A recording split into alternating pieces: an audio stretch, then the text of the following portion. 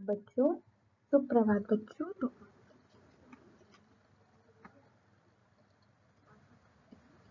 बहुत अच्छे होंगे, है ना। तो चलिए आज की कक्षा का आरंभ करते हैं। तो बच्चों, हम लोगों ने पिछले कक्षा में क्या किया था, किन्हीं को याद हो तो बताएं।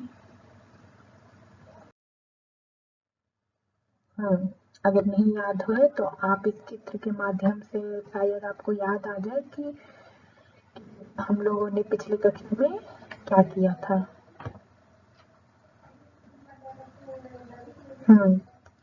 तो बच्चों, हम लोगों ने पिछली कक्षा में हम लोग एक पाठ पढ़ रहे थे, जिस पाठ का नाम क्या था, जिस पाठ का नाम था दादी माँ, है ना। जिसमें दादी माँ के बारे में लेखक अपनी प्यारी दादी माँ के बारे में हम लोग को बताते हैं, ठीक है। तो जो लेखक है वो अपनी दादी माँ के बारे में बताते हैं कि जो दादी माँ थी उनको कितना प्यार करती थी, है ना। वो अपनी दादी माँ के बारे में, बचपन के बारे में वर्णन करते हैं कि किस तरह जब उनका तबीयत खराब होता है तो वो कैसे उनका चिंता करती है, कैसे उनको कुछ भी होता है तो वो उनका ध्यान देती है। और इस प्रकार से वो बताते हैं कि किस तरह से जब वो गाँव में छुट्टियों में जब वहाँ जाते थे तो किस तरह से दिन भर वो वहाँ पे खेलते कूदते थे। और जो दादी माँ थी वो कितनी ममता की मूरत थी, बच्चों को बहुत प्यार करती थी, खासकर जो लेखक थे उनको कितना प्यार करती थी। और जो बच्चे थे उनके साथ दादी माँ का क्या व्यवहार था, बच्चे आकर दादी माँ से कोई भी बात होता था तो किस तरह बताते थे, गाँव में किस तरह से वो गंदपूर्ण पानी में छलांग मारते थे, छलांग लगा तो दादी माँ उनका बहुत चिंता करती थी, मतलब बहुत ध्यान रखती थी, है ना। तो फिर एक दिन क्या होता है कि उनकी अगल बगल कोई रामी की कोई रामी थी, दोस्त था उनकी चाची। वो दादी माँ एक दोपहर को क्या कर रही थी, डांट रही थी। और जो रामी की चाची ने उनसे जो उधार ले रखा था अभी तक उनको लौटाई नहीं थी, तो इसी बात को लेकर के दादी माँ उन पे गुस्सा होती है ना। और जो हमारे लेखक है वो बताते हैं कि अब उनको बीमार होना अच्छा नहीं लगता, क्यों, क्योंकि उनके साथ उनकी दादी माँ अब नहीं है, ठीक है। उनके साथ अभी भी बहुत लोग हैं, जैसे कि उन महाराज है जो उनका दिन रात ख्याल रखते हैं, डॉक्टर है आकर चेक करके जाते हैं, उनका जांच करते हैं। पर फिर भी जब अब वो बीमार होते हैं तो उनको अब वो पहले जैसा मतलब अच्छा नहीं लगता। पहले उनको चिंता करने के लिए दादी माँ थी, है ना, लेकिन अब उनके पास तो दादी माँ है नहीं। तो लेखक बहुत ही सुंदर से अपनी दादी माँ के बारे में बताते हैं, ठीक है बच्चों। तो चलिए अब हम आगे देखते हैं कि अब आगे का कक्षा की आरंभ करते हैं हम लोग। तो जैसा कि आप देख सकते हैं कि जो हमारे जो लेखक हैं, जो शिव प्रसाद सिंह जी है, वो अपनी दादी माँ के बारे में बताते हैं, है ना। तो चलिए अब आगे देखते हैं कि दादी माँ अब क्या बोलती हैं, अब आगे का क्या है। तो उससे पहले हम अपना उद्देश्य देखते हैं कि हमारा जो उद्देश्य है वो उद्देश्य क्या है। जैसे कि आप देख सकते हैं, पाठ को चित, सुर एवं ताल से पढ़ने योग्य हो सकेंगे, पाठ में आए नए शब्द सीखने योग्य हो सकेंगे, पाठ में आए कठिन शब्दों को जानने तथा बताने योग्य हो सकेंगे, पर्यायवाची एवं विलोम शब्द बताने योग्य हो सकेंगे, बड़ों के महत्व को जानने योग्य हो सकेंगे, ठीक है बच्चों। तो चलिए अब हम लोग आगे देखते हैं कि आगे क्या है। चलिए पाठ का आरंभ करते हैं। अब यहाँ से मैं पढ़ना स्टार्ट करूंगी, इसके अतिरिक्त आप लोग ध्यान से देखेंगे और ध्यान से सुनेंगे, ठीक है। चलिए, तो जैसा कि अब आप यहाँ देख सकते हैं कि जैसे मैंने बताया कि एक दोपहर को दादी माँ क्या करती, रामी की चाची को डांट रही होती, क्यों, क्योंकि रामी की चाची पैसा लिख करके वापस इनको नहीं करती, ठीक है। तो अब देखिए आगे क्या बोलती है। अब मैं यहाँ से पढ़ना आरंभ करती हूँ, आप सब ध्यान से देखेंगे यहाँ से, ठीक है। दूंगी मालकिन, रामी की चाची रोते हुए दोनों हाथों से आंचल पकड़े दादी माँ के पैरों की ओर झुकी। बिटिया की शादी है, आप ना दया करेंगी तो उस बेचारी का निस्तार कैसे होगा। तो आप कैसे होगा। हट हट, अभी नहा के आ रही हूँ। दादी माँ पीछे हट गई। जाने दो दादी, मैंने इस अप्रिय प्रसंग को हटाने की गरज से कहा। बेचारी गरीब है, दे देगी कभी, चल चल चला है समझाने। मैं चुपके से आंगन की ओर चला गया। कई दिन बीत गए, मैंने इस प्रसंग को एकदम भूल सा गया। एक दिन रास्ते में रामी की चाची मिली। वह दादी को पूतो फलो दूधो नहाओ का आशीर्वाद दे रही थी। मैंने पूछा, क्या बात है धन्नो चाची? तो उसने विहल होकर कहा, उरीन हो गई बेटा, भगवान भला करे हमारी मालकिन का। कल ही आई थी, पीछे का सभी रुपया छोड़ दिया, ऊपर से 10 रुपए का नोट देकर बोली, देखना धन्नो, जैसी तेरी बेटी वैसी मेरे 10-5 के लिए हसाई ना हो। देवता है बेटा, देवता। तो बच्चों अब यहाँ तक आप मुझे बताएंगे कि जैसा कि मैंने पढ़ा तो अब इसका अर्थ क्या है। तो अब मैं आपको पहले इतना अर्थ बता देती हूँ। जैसा कि मैंने आपको बोला था कि एक दोपहर को दादी जो है वो रामी की चाची को डांट रही होती है, ठीक है। तो रामी की चाची रोते हुए दोनों हाथों फैला करके, जैसे कि आप इस चित्र में देख सकते हैं कि रामी की चाची किस प्रकार से हाथ फैलाकर आंचल पकड़े दादी माँ के पैरों में झुकती है ना। और क्या कहती है कि बिटिया की शादी है, आप ना दया करेंगी तो उस बेचारी का निस्तार कैसे होगा, निस्तार कैसे होगा।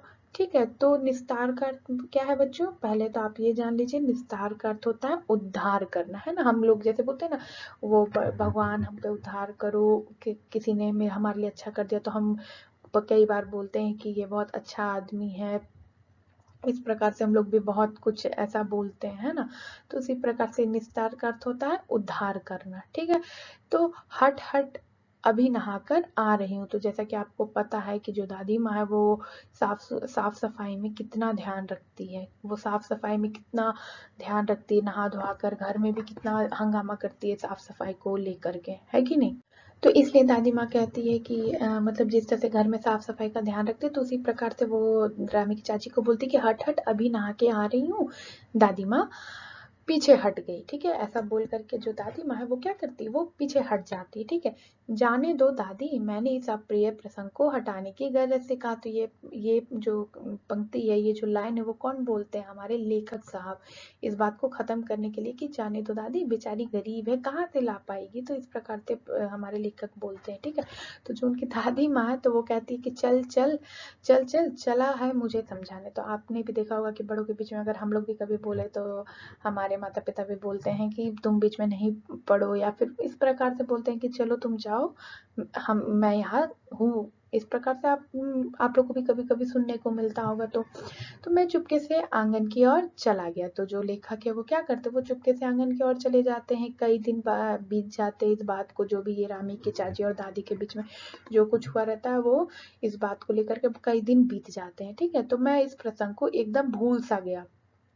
एक दिन रास्ते में रामी की चाची मिली। वह दादी को पूतो फलो दूधो नहाओ का आशीर्वाद दे रही थी। आपने देखा होगा कि जैसे हमारी मम्मी या फिर हम लोग किन्हीं का पैर पड़ते तो जो हमारे बूढ़े बुजुर्ग होते हैं वो हम लोग को आशीर्वाद देते हैं ना। तो उसी तरह से जो लेखक है वो रास्ते में कहीं जा रहे होंगे तो उन्होंने देखा कि जो रामी की चाची है वो दादी को आशीर्वाद दे रही थी। कह रही थी क्या कि पूतो फलो दूधो नहाओ का आशीर्वाद दे रही थी। तो जो लेखक है वो पूछते हैं कि क्या बात है धनु चाची, उस दिन तो बड़ा ही तो उसने बड़ा ही इस तरह का कार्य का मतलब दादी आपको इस तरह से बोल रही थी और आज आप उनको आशीर्वाद दे रहे हो। तो जो रामी की चाची है वो कहती क्या है, तो उसने विलम्ब होकर के कहा कि उरीन हो गई बेटा, भगवान भला करे, ठीक है, हमारी मालकिन का। कल ही आई थी, पीछे का सभी रुपया छोड़ दिया, ऊपर से 10 रुपए का नोट भी देकर बोली, देखना धन्नो, जैसी तेरी बेटी वैसे ही मेरी 10-5 के लिए हसीना हो। तो जो दादी माँ है वो कुछ समय पहले कहती है कि मेरे घर आई और जो भी पैसा, जो भी उनका ऋण था, जो बाकी था, जो दादी माँ को रामी की चाची को देना था, वो क्या हुआ कि अब कुछ समय बाद कहने का मतलब फिर दादी उनके घर गई और सब कुछ माफ कर दिया। और माफ तो किया उसके साथ ही क्या किया, उन्होंने 10 रुपए का नोट भी दिया और क्या बोला कि देखो धनो, 10-5 रुपया के लिए हमारी हंसी नहीं उड़ाना, ठीक है, देवता है बेटा, देवता। तो ऐसा रामी की चाची बोलती है, ठीक है। किसको कहती है रामी की चाची इस प्रकार से? दादी माँ को कहती है कि बेटा देवता है वो तो हमारी मालकिन। तो फिर जो अब आगे देखते हैं, अब फिर से देखते हैं। उस रोज तो बहुत डांट रही थी। मैंने पूछा, किसने? लेखक ने। वह तो बड़े लोगों का काम है बाबू, रुपया देकर डांटे भी ना तो लाभ क्या। मैं मन ही मन इस तर्क पर हंसता हुआ आगे बढ़ गया। किशन के विवाह के दिनों की बात है। विवाह के 4-5 रोज पहले से ही औरतें रात रात भर गीत गाती है। विवाह की रात को अभिनय भी होता है। यह प्रायः एक ही कथा का हुआ करता है। उसमें विवाह से लेकर पुत्र उत्पत्ति तक के सभी दृश्य दिखाए जाते। सभी पाठ औरतें ही करती है। मैं बीमार होने के कारण बारात में ना जा सका। मेरा ममेरा भाई राघव दालान दलान में सो रहा था। वह भी बारात जाने के बाद पहुंचा था।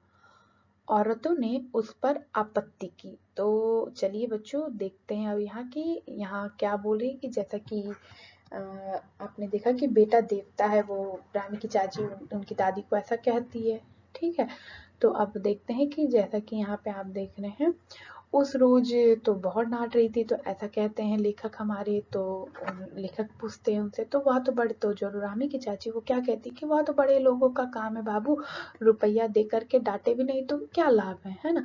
बड़े लोग हैं तो इनके ऐसे चोचले होते रहते हैं, तो इसमें कोई इतनी बड़ी बात नहीं है, ऐसा रानी की चाची बोलती है। ठीक है, तो फिर जो लेखक है वो हंसते हुए इस तर्क पर हंसा। जो भी ये बात हुआ, जो भी ये जो कुछ हुआ, तो उस पे वो हंसते हैं और हंस करके ये सभी बात को हंसते हुए लेकर के आगे की ओर वो बढ़ जाते हैं। ठीक है, तो फिर क्या होता है कि किशन भैया की जो, जैसा कि मैंने आपको बताया था कि किशन भैया के विवाह का समय चल रहा होता है ना। तो किशन भैया का विवाह का समय चल रहा होता है, तो विवाह के 4-5 दिन पहले जो जो गांव की औरतें होती, जो सभी गांव की औरतें होती है ना, तो वो रात भर क्या करती, नृत्य करती। जैसे मैंने आपको पिछले कक्षा में भी शायद बताया था इस बारे में कि ये जो गांव की औरतें होती है वो अभिनय करती है, और सारा जितना भी मतलब आप यहाँ देख सकते दृश्य है, जो भी मतलब उसमें, जैसे कि आप इंग्लिश में बोल सकते हैं कि जैसे रोल, जिस भी किसी, जैसे अगर पति का करना हो, पत्नी का करना हो, सासू का करना हो, तो वो सारा जो भी किरदार है वो महिला ही करती। ठीक है, तो एक रात से, विवाह की एक रात पहले ये सारा कार्यक्रम होता है। तो जो लेखक है उनका तो तबीयत खराब होता है। ठीक है, तो वो नहीं जा पाते, वो खटिया पे वहीं पे सोए रहते हैं। तो क्या होता है कि जो लेखक के जो भैया है, जो उनके मेरा भाई है, तो वो भी नहीं जा पाता। वो भी बारात जब घर से निकल जाता है तब वो पहुंचता है। ठीक है, उसमें विवाह से लेकर पुत्र उत्पत्ति तक के, मतलब पुत्र वधु तक के सारे दृश्य दिखाए जाते। सभी पाठ कौन करता है? औरत ही करती है। ठीक है, तो मैं बीमार होने के कारण वो तो बारा जा नहीं पाते, और उनका जो मेरा भाई जो है राघव है, वो भी सो रहा होता है। ठीक है, दलान में सो रहा होता है। वह भी बारात जाने के बाद वहां पहुंचता है, और औरतें हैं वहां पे, ये लोग दोनों लड़के, और ये कार्य किसका है? औरतों का। और वहां पे ये दो लड़के को देख करके जो सभी गांव की महिलाएं ना, वो लोग क्या करते, आपत्ति करती। आपत्ति का अर्थ आप यहाँ कह सकते हैं कि तर्क करती है, बात उठाती है। उन लोग को आपत्तिजनक, आप कह सकते हैं कि मुझे इस बात से आपत्ति है, मुझे इस बात को हम इनकार करते, एक तरह से कह सकते हैं कि हमको इस बात से, हमको नहीं पसंद, आपत्ति है मुझे इस बात से। तो सभी औरतें आपत्ति जताती है। ठीक है, तो चलिए अब आगे देखते हैं कि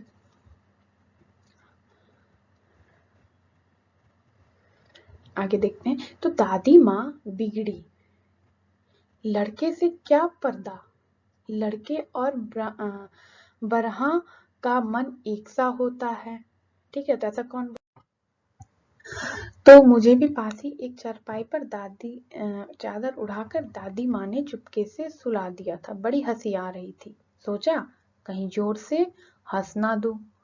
ठीक है, कहीं जोर से हंस ना दूं, भेद खुल जाए तो निकाल बाहर किया जाऊंगा। पर भाभी की बात पर हंसी रुक ना सकी और भांडा फोड़ हो गया। देवू की माँ ने चादर खींच ली। कहो दादी, यह कौन बच्चा सोया है? बेचारा रोता है, शायद दूध तो पिला दूं। हाथापाई शुरू हुई, दादी माँ बिगड़ी, लड़के से क्यों लगती है। सुबह रास्ते में देबू की माँ मिली, कल वाला बच्चा भाभी। मैं वहां से जोर से भागा और दादी माँ के पास जा खड़ा हुआ। वस्तुतः किसी प्रकार का अपराध हो जाने पर जब हम दादी माँ की छाया में खड़े हो जाते, अभ्यदान मिल जाता। तो बच्चों यहाँ पर क्या बोल रहे हैं कि जैसे कि चारपाई का अर्थ क्या होता है, आपने गांव घर में देखा होगा खटिया, हम लोग गांव घर में खटिया बोलते हैं, ठीक है, चारपाई को। तो चारपाई का अर्थ क्या है, खटिया। तो जैसा कि दादी माँ कह रही थी, जब उन लोग को पता चला, आपत्ति थी उनको लड़कों से, है ना, तो दादी माँ कहती है कि लड़के तो ब्रह्मा के समान होते हैं, है ना, ब्रह्मा जी जो है उनके समान होता है, ऐसा दादी माँ कहती है उन महिलाओं से। तो दादी माँ क्या करती है, जो ममीरा भाई है वो तो जा नहीं पाता, वो भी बारात में जा नहीं पाता है, तो वो उनको भी दादी माँ क्या करती है, चादर उड़ा करके और दादी माँ उसी में उसको भी सुला देती है, ठीक है, और चुपके से सुला दिया और बड़ी हंसी आ रही थी। तो अब क्या होता है कि अब वहां पे नृत्य चल रहा है, नाटक चल रहा है, सब चल रहा है, तो ये सब देख करके इन लोग को क्या होती है, हंसी आ रही होती है, ठीक है। तो कहीं इन लोग जोर से ना हंस दे, भेद ना खुल जाए, इस बात की इन लोग को डर रहती है, ठीक है। और कहते हैं कि निकाल कर बाहर क्या जाऊंगा, अगर वहां महिलाओं को पता चलेगा या कुछ भी होगा तो क्या होगा, इन लोग को निकाल कर बाहर फेंक देंगे, है ना। पर भाभी की बात पर हंसी क्या हुआ, रुक नहीं सकी और भांडा फोड़ हो गया, ठीक है। तो अब इन लोग जोर से हंस दिया, हंस देने पे क्या हुआ, भाभी सुन ली, और भाभी सुन ली तो अब भांडा फूट गया भाभी के सामने, मतलब वहां जो भी महिलाएं थी उनके सामने इन लोग का भांडा जो है वो फूट गया, ठीक है। तो देवू की माँ ने चादर खींच ली, कहो दादी यह कौन बच्चा सोया है। तो जो देवू की माँ है वो आवाज सुनी तो क्या की, चादर को खींच ली और कहती क्या है कि बेचारा रो रहा होगा, दूध पिला देते हैं। तो हाथापाई उसी समय शुरू हो जाती है। तो दादी माँ कहती कि बच्चों लड़कों से तुम क्यों लगती हो, ठीक है, लड़कों से क्यों लड़ती हो, लगती हो, दादी माँ इस प्रकार से कहती है। तो सुबह रास्ते में देवू की माँ मिली, कल वाला बच्चा भाभी। मैं वहां से जोर से भागा। तो मतलब अब वहां पर कुछ बात हो रहा होता है, उसी बीच इन लोग दोनों क्या करते हैं, मौका का फायदा उठाते हैं और उसी बीच वहां से भाग जाते हैं, और भाग करके वो लोग कहाँ चले जाते हैं, दादी माँ की छाया में। अभ्यदान का मतलब कह सकते हैं कि एक तरह से जीवन मिल जाता है दादी माँ की छत। आप भी देखते होंगे जिस तरह घर में कभी कभी हम लोग भी माता पिता अगर हमारे मम्मी पापा मार रहे हो या फिर डांट रहे हो तो हम लोग क्या करते हैं, जल्दी से जो भी बुजुर्ग है या दादी दादा है, नानी है या नाना है, तो उनके पास चले जाते हैं ताकि वो लोग हम लोग को बचा लें, है ना। तो ऐसा आप लोग भी बहुत लोग करते होंगे, है ना। तो यही कहते हैं लेखक हमारे, ठीक है। तो चलिए अब आगे देखते हैं। तो अब जैसा कि यहाँ पर कुछ शब्द दिए हैं जिससे आपको वाक्य में परिवर्तन करना है बच्चों, ठीक है। तो जैसे कि चादर, तो चादर से क्या हो सकता है, जैसे कि हमारे घर में रंग बिरंगे चादर है, हमारे घर में बहुत सारे चादर है। अब यहाँ पर है चारपाई, तो चारपाई से क्या हो सकता है, हमारे घर में एक चारपाई है, हमारे गांव में चारपाई का इस्तेमाल किया जाता है। तो इस प्रकार से आप वाक्य में इसे शब्दों को परिवर्तन कर सकते हैं। अब यहाँ पे पर्यायवाची शब्द, अब आपको एक पर्यायवाची शब्द बताना है, तो आपको मैं कुछ 5 सेकेंड का समय देती हूँ, आप लोग पर्यायवाची शब्द बताएं। तो जैसे अमृत का पर्यायवाची हो सकता है पीयूष, है ना, अमृत का पीयूष हो सकता है। धन का बताइए। हाँ, पैसा, पैसा हो सकता है ना, पैसा, दौलत, है ना, ठीक है। चलिए अब आगे देखते हैं। तो अब यहाँ पर जैसे कि देख सकते हैं, परिस्थितियों का वाद्य चक्र जीवन को सूखे पत्ते सा नचाता है का अभिप्राय क्या है। चलिए बच्चे बताइए। तो इसका सही उत्तर क्या होगा, जीवन में अच्छी और बुरी परिस्थितियां आते जाते रहती है, ठीक है। तो इसका अर्थ होता है, चलिए अब आगे देखते हैं। हाँ, तो जैसे अब यहाँ पर है पुत्रो उत्पत्ति शब्द का संधि विच्छेद। संधि विच्छेद मतलब आप सब जानते होंगे, है ना। तो पुत्र उत्पत्ति का संधि विच्छेद क्या होगा बताइए।